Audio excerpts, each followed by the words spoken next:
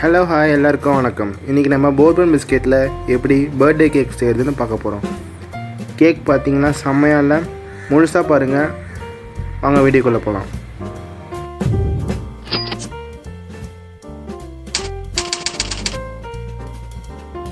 நான் already 2 packet 10 ரூபா bourbon biscuit அரைச்சி வச்சிட்டேன். பிஸ்கெட் மட்டும். இது இன்னொன்று பேக்கெட் பிஸ்கெட்டு, சர்க்கரை 1 ஸ்பூன், ரவா 1 ஸ்பூன் போட்டிருக்கேன். க்ரீம் தனியாக எடுத்து வச்சிட்டேன். இப்போ இது எல்லாத்தையும் அரைச்சிடணும். அரைச்சி இது கூட மிக்ஸ் பண்ணிவிடுங்க. இது 1/4 spoon baking powder, baking soda இருந்தால் கூட போட்டுக்கலாம். இப்போ பால் கிராஜுவலாக ஆட் பண்ணி மிக்ஸ் பண்ணிக்கணும். நமக்கு ரொம்ப தண்ணியாகவும் இருக்கக்கூடாது, ரொம்ப திக்காகவும் இருக்கக்கூடாது. நம்ம இட்லி மாவை விட கொஞ்சம் திக்காக இருந்தால் போதும். நல்லா கலக்கிக்கோங்க. வீடியோவை முழுசாக பாருங்கள். வீடியோவோட எண்ணில் ஒரு பர்த்டே பார்ட்டி வருது, அதை நீங்களும் கலந்து என்ஜாய் பண்ணுங்கள்.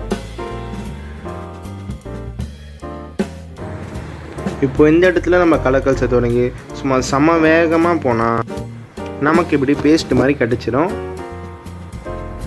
நெக்ஸ்ட்டு கொஞ்சம் திக்காக இருக்கிறதுனால லைட்டாக பால் ஊற்றி இன்னும் கொஞ்சம் நல்லா மிக்ஸ் பண்ணிக்கணும்.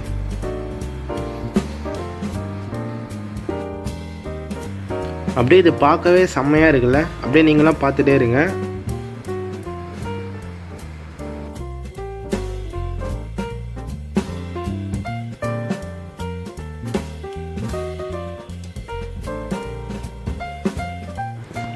அப்படியே பாருங்கள்.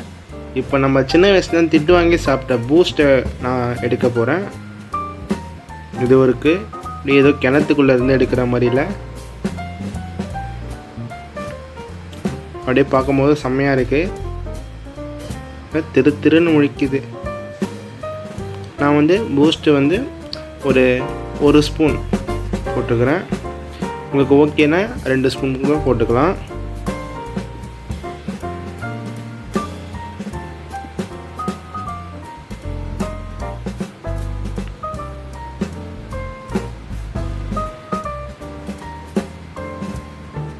பூஸ்ட்டையும் போட்டு நல்லா கலக்கி விட்டுக்கோங்க.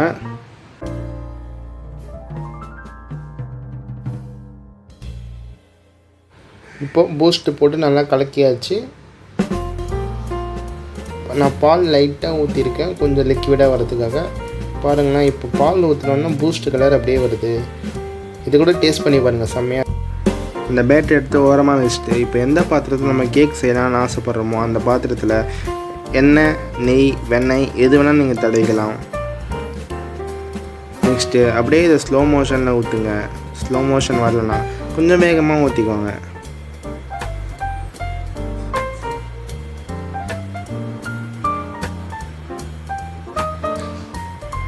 செம்மையாக இருக்குது. இப்போது நீங்கள் டேஸ்ட் பண்ணுறதுன்னா சீக்கிரமாக டேஸ்ட் பண்ணிவிடுங்க. அப்படியே சாரல் மழையான சர்க்கரையை தூவிட்டு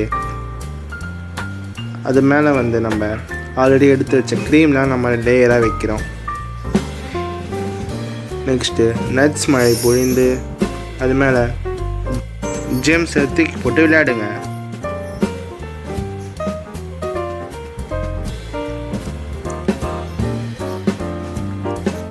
இப்போ 10 நிமிஷமாக பச்சை தண்ணி உள்ளே காஞ்சிட்ருக்கு. அது மேலே இந்த பாத்திரத்தை பத்திரமா எடுத்து மூடிடுங்க.